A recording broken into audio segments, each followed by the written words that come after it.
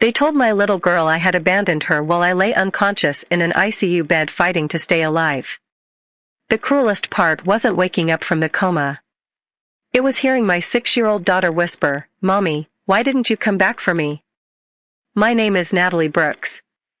I'm 35 years old, a single mother, and before everything fell apart, my daughter Emma and I had a quiet, happy life. We didn't have much money, but we had routines. Pancakes every Saturday morning. Library trips every Wednesday. Bedtime stories every night, even if I came home exhausted from my job as a respiratory therapist. My parents never approved of my life. When I became pregnant at 28, Emma's father disappeared before she was born. My parents called her a consequence instead of their granddaughter. Mom used to tell me, if you'd listened to us, none of this would have happened. I stopped asking for their approval years ago. Still, they remained in Emma's life because I believed every child deserved grandparents, even difficult ones. Looking back, I wish I had trusted my instincts. Everything changed one rainy October evening. I was driving home after a double shift when a pickup truck ran a red light. The impact spun my car across the intersection. The next thing I remember was darkness. According to the doctors, I suffered a traumatic brain injury and remained in an induced coma for nearly 3 weeks.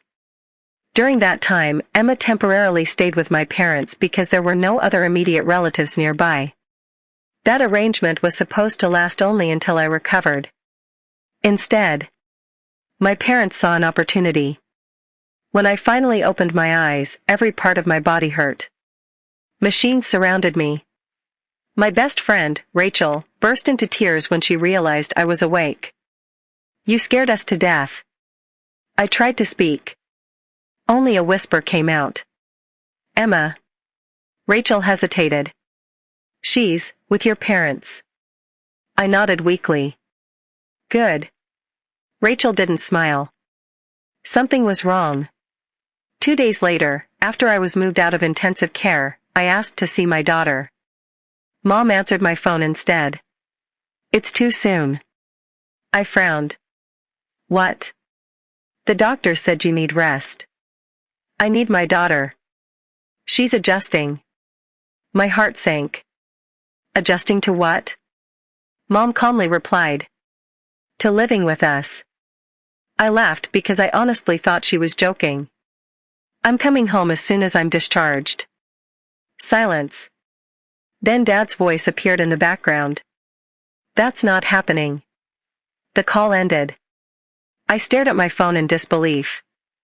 Rachel slowly sat beside my bed. "Natalie. There's something you don't know." My stomach tightened. "What?" "Your parents hired a lawyer." My chest felt cold. "They're telling people you may never fully recover." "What?" "They've started asking for permanent guardianship." I couldn't breathe. "They can't." "They're trying." Over the next week, I learned the full nightmare. While I lay unconscious, my parents told neighbors, teachers, and even Emma that I had suffered severe brain damage. They claimed I would never be able to care for her again. Mom even removed family photos of me from Emma's bedroom. When Emma cried for me, they told her, "Your mommy loved you. But she isn't coming home." Rachel showed me text messages from neighbors. Several people genuinely believed I would spend the rest of my life in a care facility. The lies spread quickly because everyone trusted my parents. I cried harder than I had after the accident itself. Not because of my injuries. Because my little girl believed I had abandoned her. The hospital social worker immediately connected me with an attorney. His name was David Lawson. After reviewing everything, he looked at me seriously. "This isn't impossible to fix. But we need evidence. My parents are convincing everyone I'm incapable." He nodded. "Then we'll prove they're lying." The problem was timing. I still couldn't walk without assistance. My speech tired easily. Physically, I looked exactly like someone recovering from a major brain injury. My parents used that against me. A week later, the temporary guardianship hearing began. I entered the courthouse using a walker. Mom looked at the judge dramatically. My daughter doesn't even recognize her own limitations. Dad added, "We only want what's best for Emma." I wanted to scream. Instead, I calmly answered every question. The judge postponed any permanent decision for 30 days. He wanted updated medical evaluations before changing custody permanently. It wasn't a victory. But it bought me time. Outside the courthouse, I finally saw Emma. She stood beside my mother holding a stuffed rabbit. She looked smaller somehow. Scared. When our eyes met, she hesitated. I smiled through tears. "Hi, sweetheart," she whispered. "Grandma said loud noises hurt your brain." I knelt carefully despite the pain. "No, baby." She looked confused. "Grandpa said you forgot me." That sentence shattered me. I wrapped my arms around her. "I could never forget you." She hugged me back. Then Mom gently pulled her away. "Emma. We're leaving." My daughter looked over her shoulder as they walked away. "Mommy. When are you coming home?" I couldn't answer. Because I didn't know. The following weeks became a battle. Physical therapy every morning. Legal meetings every afternoon. Doctor's appointments almost daily. Slowly, I improved. I walked without a walker. My speech became stronger. Every medical report confirmed the same thing. Excellent recovery. No cognitive impairment. No reason she couldn't parent. Yet somehow, my parents refused to stop. Then Rachel discovered something unexpected. One evening she rushed into my apartment holding a flyer. "You need to see this." It advertised the town's annual harvest festival. Thousands of residents attended every year. Local businesses sponsored booths throughout the park. One listing immediately caught David's attention. Booth 6. It belonged to the Community Media Club, where volunteers invited families to record live video messages and hometown stories that were broadcast throughout the festival on giant public screens. David looked at me. "I think your parents made one mistake." "What?" "They'd been telling lies in private." He smiled. "But next Saturday, they're planning to tell those same lies at Booth 6. And none of us realized that what happened in front of that camera would expose the truth to the entire town." The morning of the Harvest Festival, I barely slept. Not because I was afraid of facing my parents. I was afraid of seeing Emma. Every day without her felt like someone had taken part of my heart. David met Rachel and me outside the festival entrance. He handed me a folder. Every medical report. Every therapy evaluation. Every doctor's statement. I looked inside. The final page read exactly what I had been praying to see. Patient has fully recovered. No neurological deficits affecting parenting capacity. David smiled. "We're ready." The festival was already crowded. Children laughed on carnival rides. Music filled the park. Families walked between dozens of colorful booths. And there, near the center, was Booth 6. A local television volunteer waved families over. "Share your family story with the community." Rachel quietly pointed. "They're here." Across the walkway stood my parents. Emma held my mother's hand. When she saw me, her eyes grew wide. She instinctively started walking toward me. Mom gently stopped her. I felt my heart break all over again. The volunteer recognized my parents. "Oh. You're the grandparents who have been caring for little Emma after her mother's tragic accident." Mom smiled sadly. "We've done everything we can." The camera operator counted down. 3, 2, 1. The interview began live on the giant screens placed around the festival. Dad looked directly into the camera. "Our daughter suffered severe brain damage. We honestly don't believe she'll ever be capable of raising Emma again." People nearby stopped walking. Some listened quietly. Others nodded with sympathy. Mom continued dramatically. We've sacrificed everything to protect our granddaughter. David looked at me. It's time. He raised his hand toward the station manager. I need to interrupt this broadcast. The manager frowned. Why? David calmly handed him copies of my medical records, along with a court filing already stamped that morning. The manager's expression changed instantly. He looked toward the producer. Put her on. Seconds later, the camera turned toward me. A murmur spread through the crowd. I slowly walked onto the stage without assistance. No walker. No cane. Nothing. Gasps echoed through the audience. Mom's face turned completely white. Dad looked like he couldn't breathe. I looked directly into the camera. My name is Natalie Brooks. I am Emma's mother. I was never abandoned.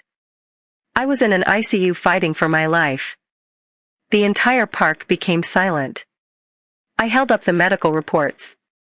My parents have spent weeks telling this town I suffered permanent brain damage. I opened the final page. My doctors disagree. The camera zoomed in. The producer displayed the document on the giant screens. People began whispering. Then I spoke again. My daughter was told I forgot her. My parents removed my photographs from her room. They told a 6-year-old little girl that her mother wasn't coming back. Several people in the crowd covered their mouths. An elderly teacher stepped forward. I believed them. A neighbor quietly said. So did we. I wasn't angry at them. They'd trusted people they thought were telling the truth. Then David addressed the crowd. The court has already received every medical evaluation. There is no evidence Ms. Brooks is unable to parent. The only false information submitted came from private statements made by her parents. Mom suddenly grabbed the microphone. She's manipulating everyone. But before anyone could respond, another voice interrupted. It was Emma. Small. Shaking. But clear enough for the microphone to catch every word. Grandma. The entire festival looked toward her. Emma's little hands trembled. You said Mommy didn't love me anymore. Mom froze. Emma continued crying. You said she chose to leave. Then she looked at me. Did you? I dropped to my knees. No, sweetheart. I spent every single day trying to come back to you. I never stopped loving you. Emma ran straight into my arms.